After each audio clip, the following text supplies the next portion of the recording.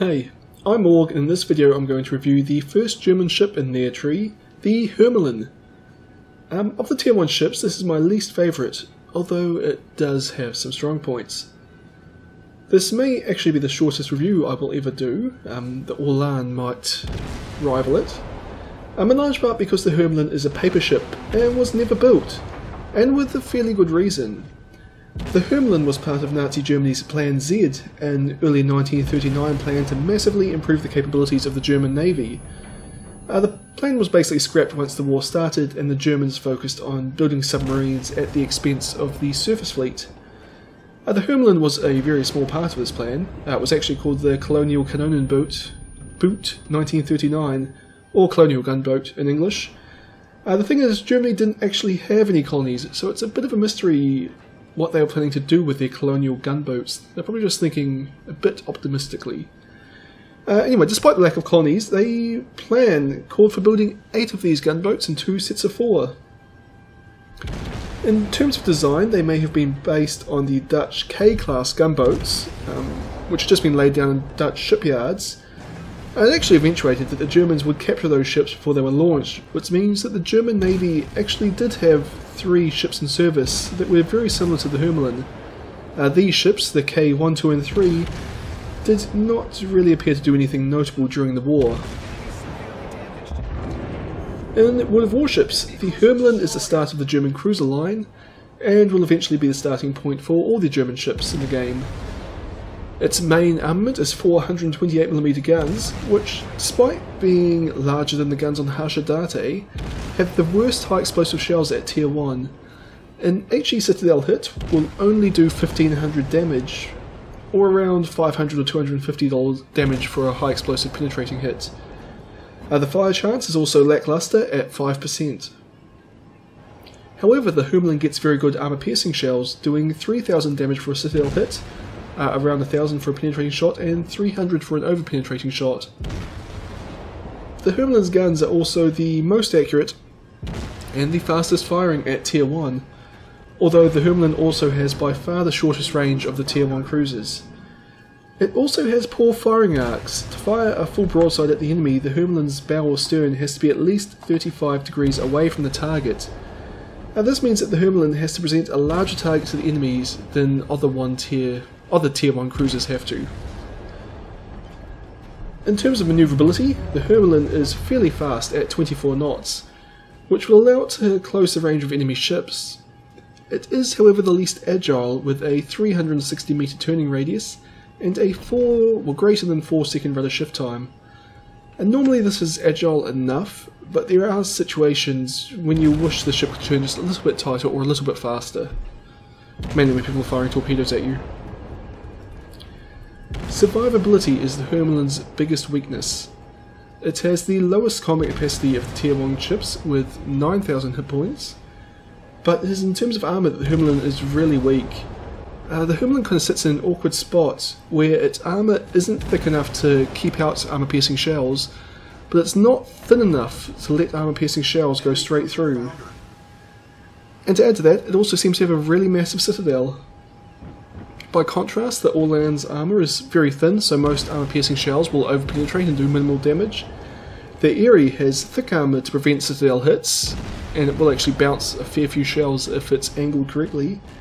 And the Hashidate has armour that's about the same as the Hermelin, but its Citadel is very difficult to hit. Basically, combined with 4 poor firing arcs of the main battery, this means that the Hermelin will take a lot of damage from enemies that fire armour-piercing. It doesn't really have the hit points to absorb high explosive damage. Tactics wise, there is really only one thing going for the Hermelin, and that is its DPM, particularly when firing armour piercing, which I definitely recommend almost all the time. However, because of the Hermelin's weaknesses in survivability and gun range, it is definitely best to stick with a group of allies and use islands to try and block yourself from enemy fire. In the Hermelin, you will really have to rely on your gunnery skills to carry you through battles.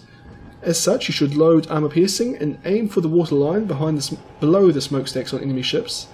It's the easiest spot to penetrate the Citadel, and you will need 3 or 4 Citadel penetrations to sink a Tier 1 cruiser. Fortunately for you, you can get that in one broadside, so I actually get a lot of devastating strike medals in this ship. When firing at destroyers, it's usually slightly better to fire high explosive than armor piercing. Destroyers don't have armor or citadels, and until they've already taken a lot of damage, a high explosive hit will do more damage than an over-penetrating armor-piercing shell. The Orlan is a bit more complicated since it does have a citadel that you can hit with armor-piercing. However, if you don't hit the citadel, you will over-penetrate with armor-piercing shots.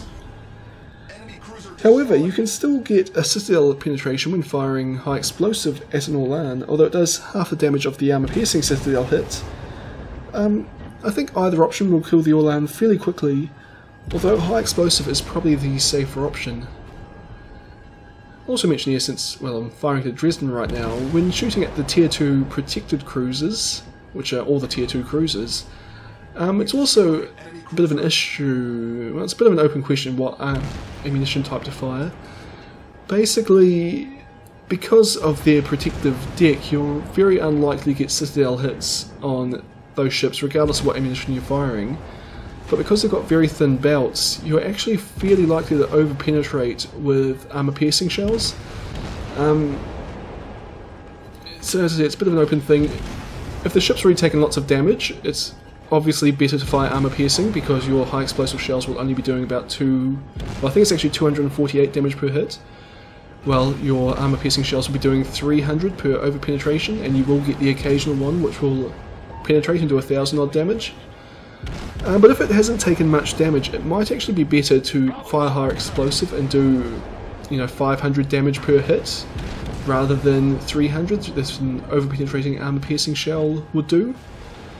I say that because, as I said, occasionally you will get a shell that won't over-penetrate and will do about 1,000 damage. So it's actually kind of open, the best ammunition to fire at the protected cruisers, at least in my mind.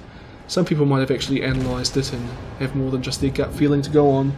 But not me. I go with my gut. And my gut says it doesn't really matter. Also of importance in the ship is angling. Basically you want to point your bow or stern to your enemies, if you are not firing at them, and try to have your bow no more than 35 degrees away from your target if you are, well, the target you are firing at. This increases the effective thickness of your armour and makes you a smaller target to hit. Focus firing is also very important in the Hermelin, as your survival depends on removing targets quickly before they can do much damage to you. And I think that's really about all I have to say about the Hermelin. I said it was a pretty quick talk, almost coming up to 8 minutes now. And as I said, it's a pretty straightforward ship. You've got DPM, you have to use it. And other than that, try not to take any damage. Anyway, this final game I'm going to show you, it was my best game in the Hermelin. You see, I've opened it well. My first opening broadside got a citadel hit with armor-piercing ammunition on an Orlan at maximum range, which is always a good way to start the match. Haven't had much luck since then. Got a shot there. It looked like it took out the Hermelin's turret. I should mention that as a weakness. Hermelin's got its guns in 2 dual turrets, and they're actually fairly easy to knock out. So again, it's a case where I haven't really had my guns knocked out very often, but I do seem to knock out enemy Hermelin's guns on a fairly regular basis. But all you can do to prevent that is take the gun modification 1 or something like that. Oh, another citadel hit. This time on a Hermelin. Oh, and I actually bounced a shot off their armour there because that Hermelin was angling. As I say, it's actually a pretty good thing to do in this ship. Your armour's just thick enough that you will get the occasional bounce if you're angled well. My small caliber AA guns were taken out, which is completely irrelevant. But I sunk that Hermelin with another citadel hit, and just heard a shell from that Orlan bounce off me as I was angling my ship pretty well there. And I'm actually, in retrospect, I'm not really liking what I'm doing here. I'm basically ignoring the Orlan and instead trying to close the range with these enemy cruisers off to the left here. And that was because my team was firing at these ones, so I wanted to kind of join them. And I also saw the Hermelin here as an easier kill than the Orlan. But in retrospect, I probably should have actually killed that Orlan first, just because at the time it was the only ship engaging me. But at the moment, I've engaged this Hermelin at fairly close to our maximum range. I got a couple of good hits in there. I think I took out one of its guns as well, or damaged one of its guns I should say. 731 damage, and there's 2 Citadel hits, a devastating strike, and another dead Hermelin. So the Orlan, which I think I probably should have killed a little while ago, it's now, it looks like it's actually fighting 3 of my allies at the same time, so it's not going to end well for this guy. Especially since it's not really manoeuvring, which is the one strength of the Orlan. I'll switch to high explosive ammunition. Oh, I think that was my last hit with armor piercing over penetrated. And then I managed to get a Citadel hit with high explosive. And that was the one that I got a Citadel hit with armor piercing at earlier. And I managed to sink it with my last broadside of high explosive for 3 kills. And I was going to say I've only got 14 hits, but no, that's not true, because I've had a bunch of Citadel hits. So I'm up to about 20 hits to get my 3 kills. My team's actually winning this one at the moment. We hold 2 of the bases, and, well, we're 1 ship up, so it's pretty close in terms of ships. Enemy Storozhevoy, the Russian Tier 2 destroyer. Get a couple of hits on there. I'm firing high explosive now, but as you see, doing 500 or so damage per hit. Just because the destroyer is not particularly damaged, when it does have heavier damage, or if I hit the bow at the moment, I'll only do 248 damage. Anyway, it's disappeared in the smoke screen, so I'm switching focus to a Hashidate and also switching ammunition to armor piercing. Although I did manage to do 2000 damage with my opening high explosive broadside. And here we go, 1 Citadel hit, 3,300 damage. And I was hoping that would kill the Hashidate, but my shell over-penetrated. And here's a Dresden firing at me. Fire off an armor-piercing broadside. Don't get any hits though. It was a pretty sketchy shot, so it doesn't really surprise me. Now I'm trying to keep this island in between myself and the Dresden, and I'm basically hoping to ambush the Hashidate as it comes around this island. But I don't actually realise there's a second Dresden, and unfortunately that one can shoot at me. I turn slightly towards the Hashidate, but I see it come around the corner, so I stop manoeuvring to fire my guns. Another Citadel hit, and another dead ship. Swing my ship around to try and get my guns to bear on the Dresden. Decide that's actually a mistake since I'll be fighting 2 Tier 2 ships at the same time. So turn the other way to try and get the island in between us, but that's not really... well, it wasn't really a situation I could do well in fighting 2 Dresdens when they're both near to full health and I was on very low health.